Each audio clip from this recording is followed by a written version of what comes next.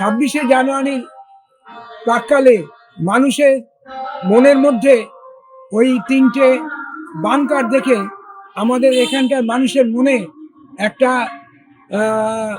আতঙ্ক সৃষ্টি হচ্ছে। ফেন্সিডিলের এই কারবার দীর্ঘদিন ধরেই চলছে। এটা পুলিশ প্রশাসন বা এরা জানে না, সেটাই আমরা ভাবতে আমাদের অবাক হচ্ছি। নদিয়ার কৃষ্ণগঞ্জে সীমান্তের কাছে ভারতীয় ভূখণ্ডে পাওয়া গেল বাংকারের হদিশ। প্রজাতন্ত্র দিবসের আগে 1-1.5 কিলোমিটার দূরে টুঙ্গি সীমান্তে মিলল চারটি বাংকারের হদিশ। নদিয়ার কৃষ্ণগঞ্জ থেকে 1-1.5 কিলোমিটার দূরে এই বাংকার পাওয়া গিয়েছে। সেই ছবি আপনারা দেখতে পাচ্ছেন। ইতিমধ্যে জেসিবি আনা হয়েছে এবং তা দিয়ে মাটি খুঁড়ে কিন্তু এই বাংকারের আরো অংশ কিন্তু বার করা হচ্ছে। দেখতেই পাচ্ছেন সেই ছবি।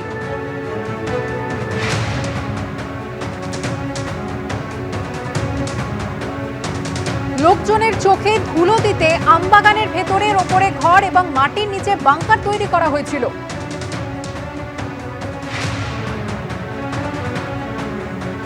এই চাঞ্চল্যকর ছবি সামনে এসেছে নদিয়ার কৃষ্ণগঞ্জে। আমাদের প্রতিনিধি সুজিত মণ্ডল এই মুহূর্তে রয়েছেন টেলিফোন লাইনে। সুজিত, এই বাংকারের ভেতরে ঠিক কিসের হদিশ মিলল?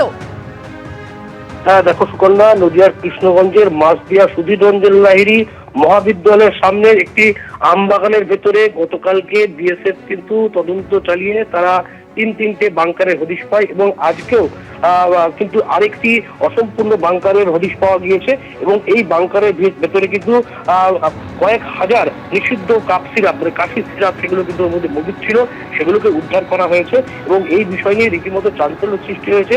এবং যেটা বলে রাখি, এই সীমান্তরক্ষী বাহিনী তারা কিন্তু বেশ কয়েকদিন ধরেই ওই এলাকায় যেমন নজরদারি চালাচ্ছিল, পাশাপাশি এই প্রকাশ্য প্রায় জনবহুল এলাকায় বলা যেতে পারে তার ঠিক পাশেই যে আমবাগান, সেখানে এইভাবে বাংকার মাটি করে রাখা হলো তা নিয়ে কিন্তু একটা প্রশ্ন তৈরি হয়েছে।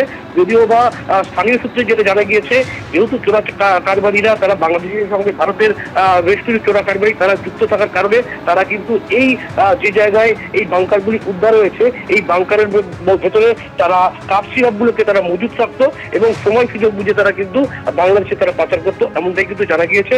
তবে সকাল থেকেই জেসিবি নিয়ে এসে কিন্তু মাটি খুঁড়ে আরো একটি যে বাংকার তার কিন্তু হদিশ মিলেছে এবং গোটা বিষয় নিয়ে কিন্তু এলাকায় একটা চাঞ্চল্যের সৃষ্টি হয়েছে। ধন্যবাদ সুজিত। আরো একবার সেই ছবি আপনাদের দেখাচ্ছি নদিয়ার কৃষ্ণগঞ্জে, যেখানে এই বাংকারের হদিশ মিলেছে আর তারপর থেকে স্থানীয় বাসিন্দাদের মনে কিন্তু আতঙ্ক ছড়িয়েছে। যে ছবি আপনারা দেখতে পাচ্ছেন, আমবাগানের ভেতরে ওপরে ঘর এবং মাটির নিচে বাংকার তৈরি করা হয়েছিল, কিন্তু উদ্দেশ্য কি ছিল? এই বাংকারের ভেতর থেকে মিলেছে নিষিদ্ধ কাপ সিরাপ, ফেন্সিডিলের রাশি রাশি বোতল। মাছদিয়ার সুধীর রঞ্জন লাহিড়ী কলেজের সামনে আমবাগানে বিএসএফ পুলিশের মিলিত অভিযানে এই বাংকারের হদিশ মিলেছে। আর এখানেই প্রশ্ন উঠছে, শুধুমাত্র নিষিদ্ধ কাপ সিরাপ পাচারের জন্যই কি বাংকার তৈরি করা হয়েছিল, নাকি এতগুলি বাংকার তৈরির পেছনে ছিল অন্য কোনো রহস্য?